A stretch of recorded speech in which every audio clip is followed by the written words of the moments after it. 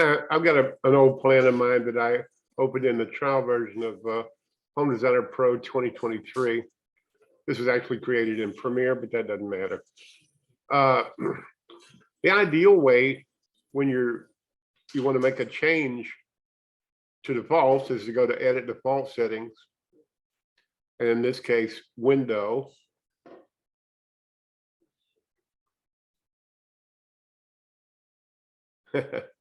Okay. And then you go to the casing and you change the casing. Right now I've got casing turned off, but for this plan, that's what was required. But you could specify it and change it. And I understand that doing just that, and that's for windows and doors, they work the same way. Of course, there's a bunch of different door types, and each of them have a casing option. So you'd have to change all of those.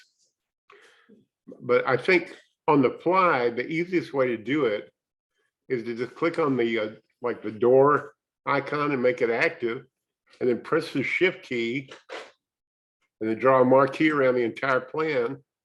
And then you're selecting every door in the plan, including the garage door. And you can selectively do a marquee selection. Like I could have excluded the garage door, and then you can go to casing tab and change the casings. And that's a secondary method to just changing the defaults. And just changing the defaults after the fact is not all that reliable. This is more reliable. Another way is if you want to get specific doors, you click on one door, hold the Shift key down, and hold the Shift key down and continue to carefully left click, select other doors in the plan. And then you can get a group select on the doors. Seeing if there's any other, yeah, you get the idea. See, I'm selecting all of these doors. And then you do have to be a little bit more careful than the marquee thing, because you're selectively adding to the group. And you get a group dialog box, go to the casing tab and make the change.